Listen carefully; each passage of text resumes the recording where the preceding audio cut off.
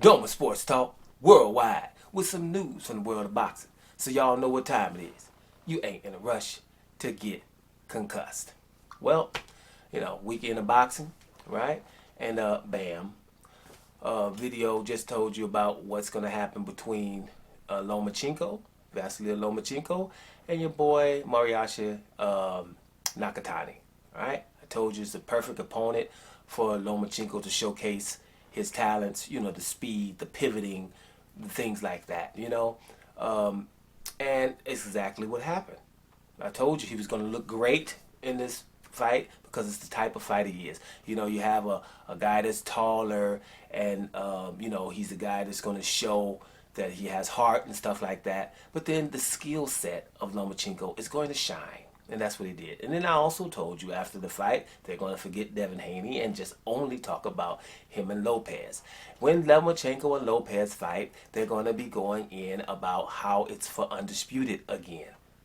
Okay?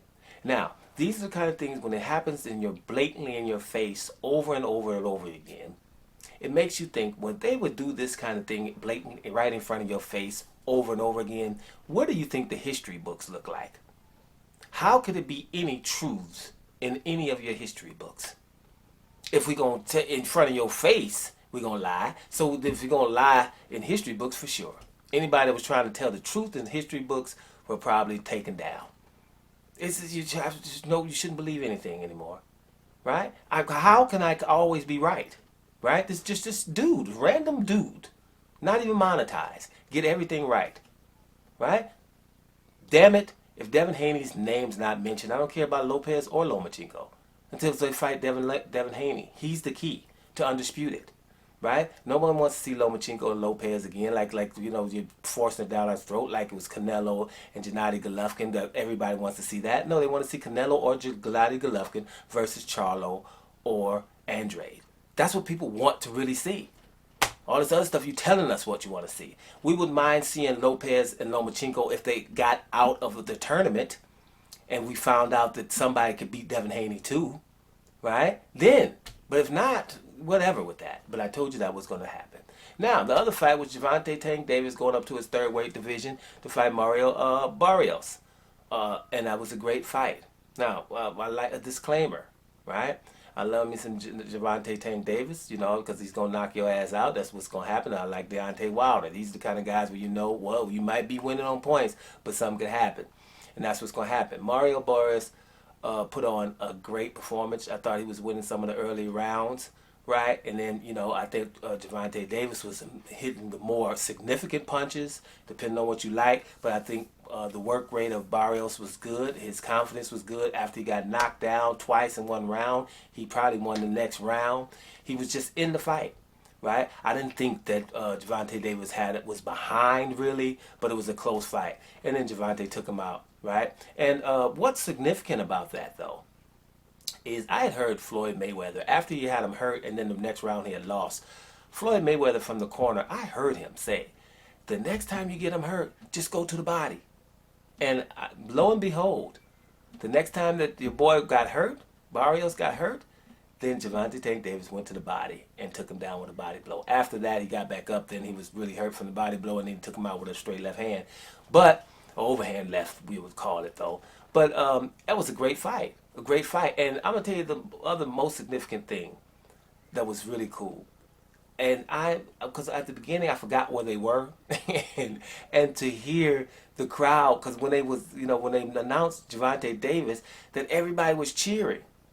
That was so foreign to me. I was like, what the hell are they that they cheering for Gervonta Davis? Are they really? It tripped me out, and I was like, oh, they're in Atlanta. Atlanta's the place to be. Makes no damn.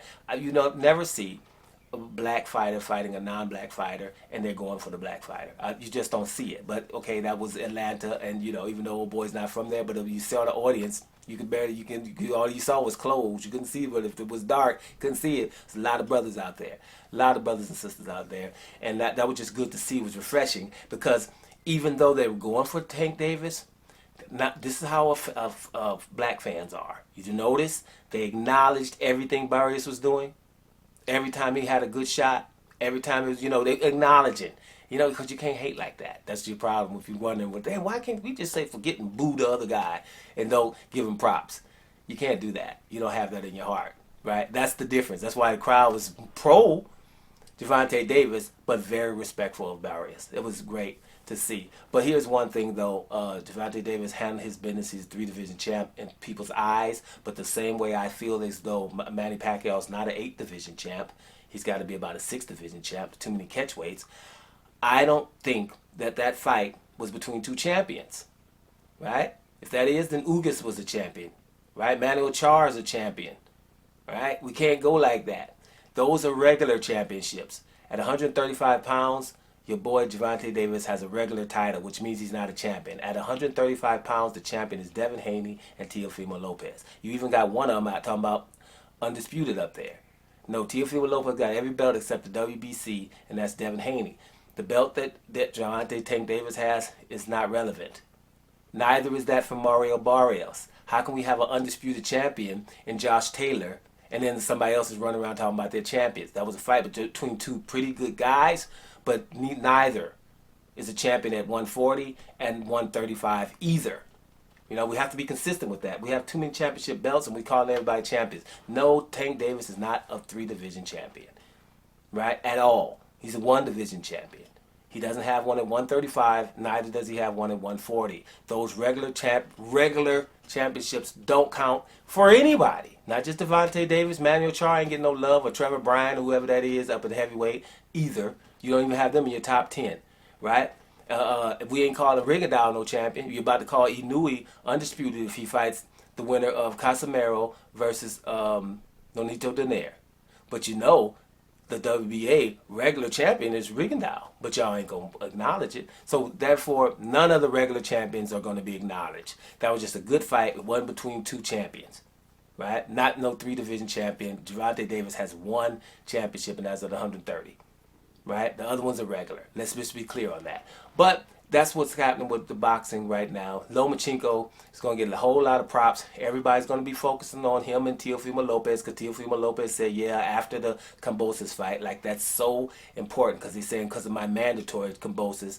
But no, he asked them to elevate him to mandatory, just like Gennady Golovkin did with Samaretta.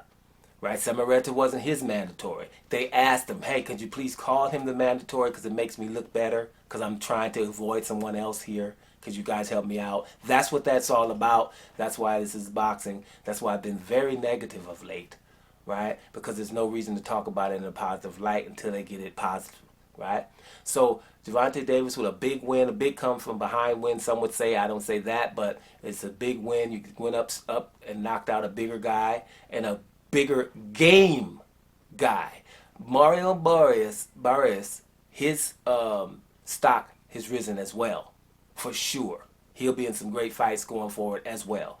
And Lomachenko did what he was supposed to do against Nakatani. Look great, look quicker, you know, bring everything back like all of a sudden he's back. And his shoulder is okay, right? Remember that. His shoulder's okay now. So if it was okay, you can go get Devin Haney too and not just Teofimo Lopez.